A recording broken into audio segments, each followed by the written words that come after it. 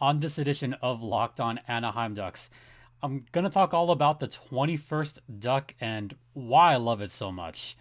All that on this edition of Locked On Anaheim Ducks, part of the Locked On Podcast Network.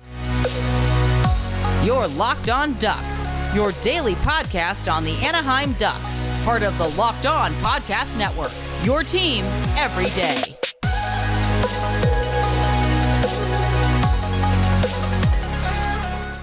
Hi everyone, welcome to Locked On Anaheim Ducks, part of the Locked On Podcast Network.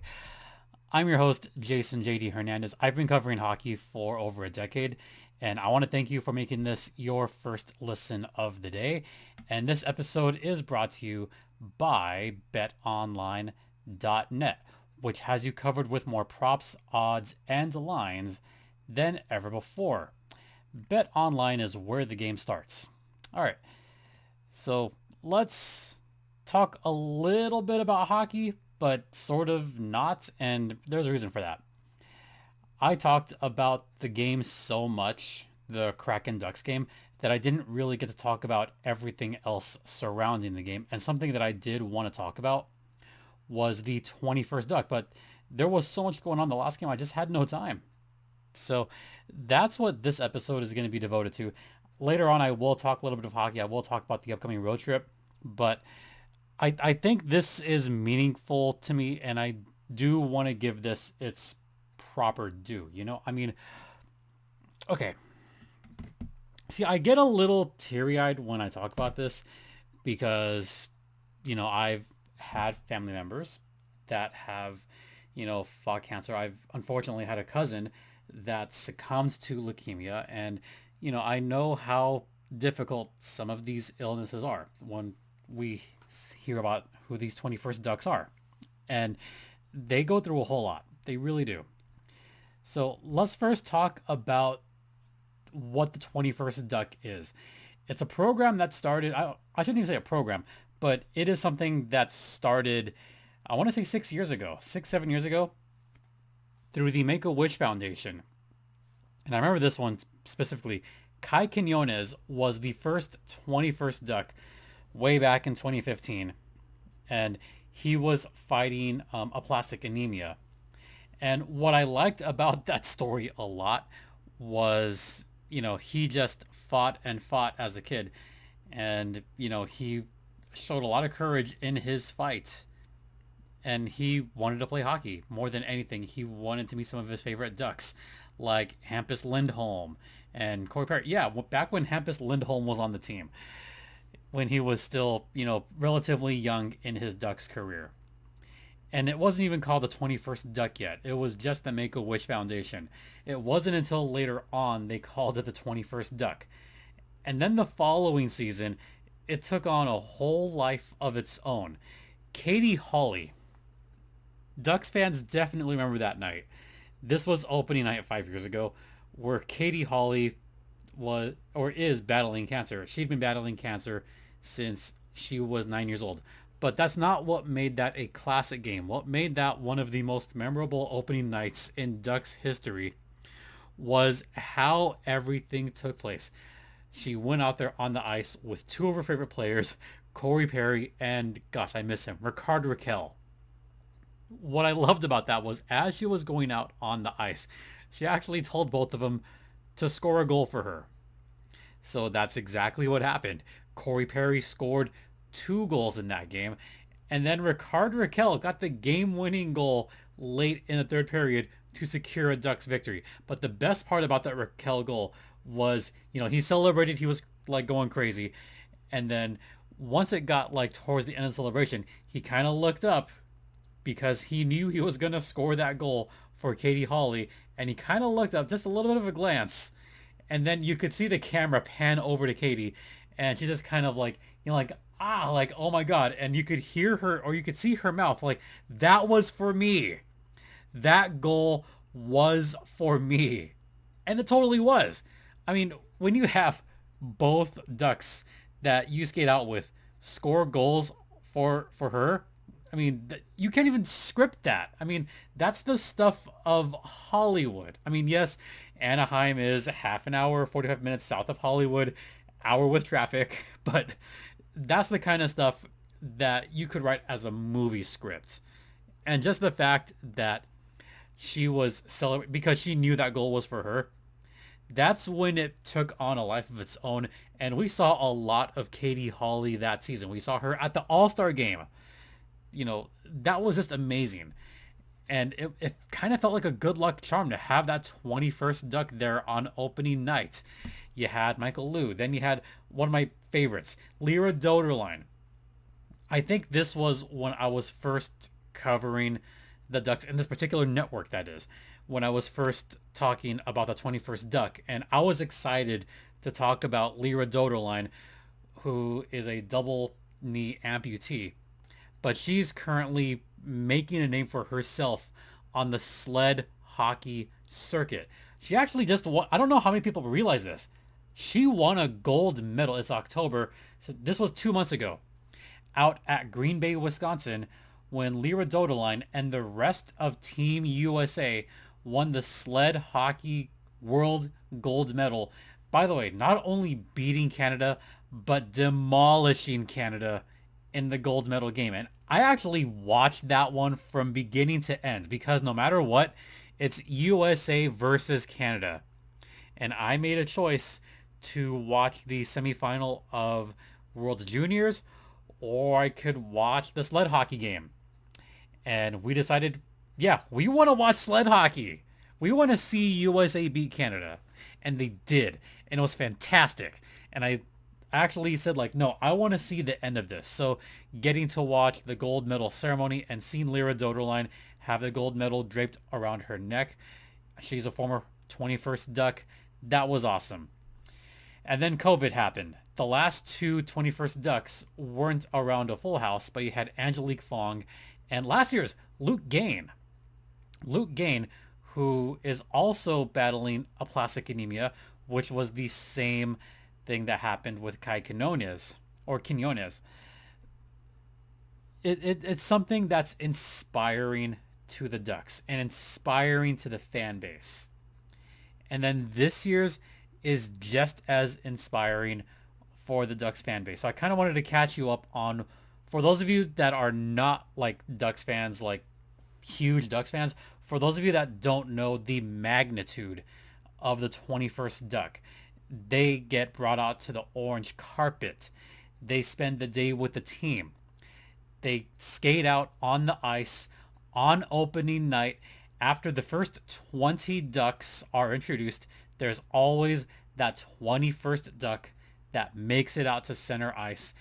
And it's usually someone that's, one, a huge fan of the Ducks, and two, has gone through some level of just, going through it. There's different levels of, just fighting and fighting and fighting and persevering through whatever's ailing them. And it's emotional. It's always emotional to see that 21st Duck out on the ice. And that's what that is all about. And I think we're now on our 7th 21st Duck, if I'm counting correctly. A lot of those 21st Ducks, they come back. They come back to visit over and over again. I've actually met up with a couple of those 21st Ducks when I've been out in the pond because they're usually just out there chilling and talking to people and just talking hockey. And they're all really cool. So just kind of wanted to catch you up and bring you up to speed on what exactly the 21st Duck program is. So I want to talk about this year's 21st Duck, but I'm up against it. So let's talk about BetOnline, which is the one place that has you covered, the one place that we trust. BetOnline has you covered with more props, odds, and lines than ever before. And hockey seasons begin. NBA starting soon. NFL is in full swing. Baseball's in the playoffs right now. So if you want to check out the latest lines, then head over to BetOnline right now. They have all the other sports like boxing, MMA, what have you. BetOnline has it. So if you have your mobile device or on your laptop, head over to betonline.net right now. And by the way, they also have odds for who's going to win the Calder Trophy. And I still have Mason McTavish as the favorite. So once again, BetOnline is the official online sportsbook of the Locked On Podcast Network. And please gamble responsibly, folks. Welcome back to this edition of Locked On Anaheim Ducks, part of the Locked On Podcast Network. You're locked in with Jason JD Hernandez. And, I'm here talking about the Ducks, but I'm here talking about the 21st Duck. The 21st Duck typically wears a jersey that looks like that. I think it was this one a few years ago. And I believe that was the one, I want to say that was Michael Liu. Yeah, it was Michael Liu because I remember he was kind of like standing in the middle of the ice and just kind of like, trying to hold this together. So that was the one Michael Liu wore. And then you have the current one, the one they wore on Wednesday. This was the jersey. I mean, not the exact one, but this colorway was the jersey that the newest member of the 21st Duck sported. And his name is Ethan Baroldi. So let's talk a little bit about Ethan Baroldi first. He's only 10 years old. He's gone through several heart surgeries, 4 in fact. And he even has already had a stroke. I mean, for him to already go through that in his young life, I mean, talk about perseverance. Talk about battling. Only 10 years old, and he is battling, showing just great courage. It's super inspiring to everyone. But, for Ethan Baroldi to already go through that many heart surgeries, including one in the middle of COVID, that is heartbreaking because no kid should have to go through that, through having a stroke and multiple heart surgeries. No one, I mean, it is sad. It's inspiring, but it is kind of sad to think about because, you know, a lot of these kids that go through those heart surgeries, a lot of them just like they just want to cry, but I ache for them. And it's inspiring because, he had his first heart surgery when he was only 6 weeks old. I mean, it's a congenital heart disease, unfortunately. And he had his most recent one, like I said, in 2020. But he's persevered. And the one thing he wanted to do most in the world was play hockey. I mean, he's loved hockey since he was, super small. He's always loved the Ducks. That has been his team his whole life. And only last year did he finally get to make the Junior Duck B team. And I'll talk more about youth hockey on a different podcast, but I am a champion for youth hockey. I love seeing the little kids go out there and just give it their all. And I will say that I do help out with local youth hockey. I actually help out with Junior Reign, but mostly help out with the team that's local to me, the Ontario Moose, because I actually honestly believe strongly that youth hockey should be started at a young age. Like, you got to start them early. And some of these kids that are like 12, 13, 14, they skate faster than I do. But it wouldn't be possible if not for all the rinks that have been built around the area. And there's been a lot of them that have been built in the past decade and a half, 2 decades. I mean, some of these programs, I wish they were around when I was growing up. I mean, yeah, there was rollerblading and, playing street hockey, and that was really cool. And playing like some ice, like that was awesome. But I wish there was more like there is now. And to see Ethan finally make the Junior Ducks B team, and I think this was when he was 9 when he started, so he was back in the Mites team. He's now 10 years old, and he just made the Junior Ducks B team this season, and he's 10, so that means he'd be playing with the Squirts, if I remember correctly. He'd be in the Squirts level, which is 12U. So for those of you that are like Kaha or Skaha type people like that know youth hockey, that means he'd be playing in the Squirts level. In 2 years, I think he'd be in it'd be Pee-wee, then Bantam, and then Midget. But right now, he's in the Squirt level. And for him to actually go out there and play hockey despite having all those heart surgeries, that's inspiring, folks. So that's part of the reason why he was chosen as the 21st Duck. So, gotta send all the love to Ethan. And I love this quote from the OC Register. And this was about Shattenkirk. So It does. I'm actually going to read this now. Let me click on it really quick. So it does point out that he does, yeah, junior Ducks, the B team for the Squirts. And when he practiced with the team, he saw what happened when a stick clipped Kevin Shattenkirk's nose last week. That's right. So Shattenkirk, got popped last week in practice, and kind of got his nose. And Shattenkirk said, quote, "He was chirping me after I got my nose popped by a stick in practice. I was bleeding and the rest of it. He saw the blood and he kept asking me if I was all right. I told him I was good. I believe his words were, 'Welcome to the NHL.' To which I responded, 'I've been here for 13 years. I'm doing all right, buddy.'" Yeah, and to further go on that quote, he was a breath of fresh air. It was fun because he enjoys the locker room. He plays hockey himself. I think he had fun being around us in the weight room. And down here, and is just a special kid. The vibrancy he has in him. And anytime you meet those kids, it's amazing. End quote. Look, I've been helping out with youth hockey. Some of those kids have a lot of personality, and Ethan is definitely no stranger to that. I mean, I'm pretty sure that I've helped out with youth games because I've helped out with squirts. I've helped out with mites. I'm 99% sure that I actually helped out, like I either score kept or announced or ran clock on a game that he's worked. And I've looked back. I know I have worked junior Ducks games for mites in the past. Like I actually looked back on myself like, oh yeah, there it is. Moose versus Junior Ducks. So I'm about 99% sure that I have in fact worked a game that he's played in, and I'm sure I'll see him around the rink, either at Great Park or at Ontario. But for him to have that personality is just tremendous, and to even go further, to see him skating out there was great. But my favorite thing about how he was named the 21st Duck, there's a video on the Anaheim Ducks Twitter, and I did retweet this because I thought it was awesome. Ethan thought he was going to shoot a story about being the 21st Duck or about youth hockey in general. And then you see three guys come out. You saw Drysdale come out. You saw Z come out. You saw Troy Terry come out. And when he was asked who his favorite player was, and you saw Troy Terry behind him, and right away he said his favorite player was Trevor Zegras. And you could see the voice.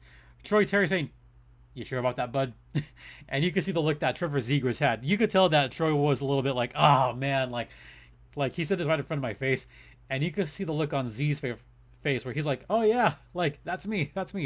The favorite. I'm the favorite. So I could tell that he's the kind of kid with a personality that would love having Trevor Zegras as his favorite player. And after the game, after that emotional 5-4 victory, there was Ethan down in the locker room. And there's also a video, by the way, where there's the players coming off of the ice. And one of them was actually like cursing at Ethan. I'm like, oh, come on. He's 10 years old. You can't be cursing at him. But come on, he's a hockey kid. He's probably heard worse. I mean, I've seen these games. He's heard worse. Maybe not from the coaches, but unfortunately from some of these parents, because, they're hockey parents, but he's heard the curse words all over the place. So anyway, after the game, Trevor Zegras gives him a game-used stick, and and Eden says, like, "Can you sign it?" He's like, "Oh, you sure? Like, it's a game-used stick." But yeah, he signed it for him, and that was just a great moment. I mean, it did kind of make me well up a little bit because I'm human. Like, these are the kind of things that make me well up and make my heart grow 3 times. That's the kind of stuff I love. So, once again, welcome to Ethan Baroldi as the newest member of the 21st Duck Club. And Ethan, I'm sure I'll see Ethan around the ice. So, Ethan, if you're watching this, can't wait to see you on the ice, buddy. And I'm sure you'll see me scorekeeping or announcing or running clock. But I'm sure I'll run into you at the rink. So, congrats on being 21st Duck. All right, we're going to talk a little bit about the upcoming road trip on the other side. Welcome back to this edition of Locked On Anaheim Ducks, part of the Locked On Podcast Network. I'm your host, Jason JD Hernandez. That's who you're locked in with. And that sounded silly, but I'm going to leave it in. So I kind of rewatched that last segment, and it was kind of like a proud moment. Like, I actually kind of watched back and was like, wow, like you look like you were kind of like just joyous and tearing up. No, that's the kind of stuff that makes me happy. It makes me truly happy to talk about those kind of stories. And back when I wrote, maybe like a decade, it's been over a decade now. I actually wrote a story about the Winnipeg Jets. And this was even before they were named a team because there was the rumor. And I talked about how the fans were clamoring for a team. And I love those human stories. And that was one of them. I wrote another story about just inspiring athletes in general and, everything they've had to come back from. And I remember like one of my favorite players growing up, like I loved Paul Correa, you know, Gretzky, of course, Luke, Tamus Lanning. But one of my favorite players growing up, Mario Lemieux, because of how he came back from Hodgkin's lymphoma and just like how inspiring that was. I've always been a huge Super Mario fan. I'll admit that right now. All right. So let's talk about this upcoming road trip just for the next couple minutes before we head off because this will come out on Saturday morning. And we have 5 games to talk about. Yes, it's a 5-game road trip. Not exactly a make or break road trip, but these are not unimportant games because Saturday you have the Ducks taking on the Islanders at not Nassau Coliseum, but the new arena in Long Island, which I'll be checking out in about 3-4 weeks. Yeah, I'm going to knock out a new arena on my list. So I'll check out that arena, so the Islanders. Then they have a day off in New York. Probably explore the city. Probably check out the Jackie Robinson Museum. Probably just go across Brooklyn Bridge. I don't know. I mean, what do Ducks do when they're in New York? Who knows? Anyway, they have a day off on Sunday. Then they go to MSG, Madison Square Garden, to take on the New York Rangers, who are among the heavy favorites to win the Eastern Conference this season. Then the following day, they have a date with the New Jersey Devils. Trey Matthews, I hope you're watching. The Ducks are coming for you, bud. They're coming for you. I think the Ducks are going to win that game at Prudential Center. That's game 3. Game 4, taking place at TD Garden against the Boston Bruins. Ian, we're coming for you. Then they have 2 days off. They travel all the way to Detroit to take on the Red Wings. Oh, you hear me, Locked On Red Wings, guys? Yeah, they're coming for you too. And that particular one I am looking at because that's going to be a battle of the 2022 rookies. You had the last Calder Trophy winner against the runner-up for the Calder Trophy. Yeah, you got Mo and you got Lucas and you got Trevor Zegras, 3 fantastic rookies from last season. I hope Trevor leads the Ducks in that game. I hope he scores 2 goals at Little Caesars Arena. So those are the 5 games that we have to look forward to. If they are going to survive on this road trip, they're going to have to use Anthony Stolarz at least once, certainly on the back-to-back against the Rangers and the Devils. So I would expect to see Anthony Stolarz in at least one of those games. I would say use him for 2 of those games. Maybe use Stoli against the Devils and again against the Islanders. I mean, why not? Gibby had a monster performance against the Kraken last game, and this is the time where you got to be careful with John Gibson. I mean, you cannot have what happened last season where he has a terrific start, he gets overused, and then he falls apart in the second half. You can't do that anymore. You've got to trust your backup goaltender, and Stoli's a good goaltender. So in a perfect world, I would start Stolarz in 2 of the 5 games, Gibby in the other 3, but definitely start Gibson at Madison Square Garden. For sure, start him in that game. Stoli against the Devils, and then put Stoli in one of those other 3 games. So just to recap once again, at Islanders, at Rangers, at Devils, at Bruins, at Red Wings, until they finally come home on October 26th to take on the defending 3-time Eastern Conference champion, Tampa Bay Lightning. They are still the Eastern Conference champion. They are still the champions of that conference until they are knocked out. So that will still be an important game and a tough game, in fact. So that's what we've got coming up in Ducksland. Can't wait. All right. That's going to do it for today's podcast. Once again, thank you so much for watching and listening.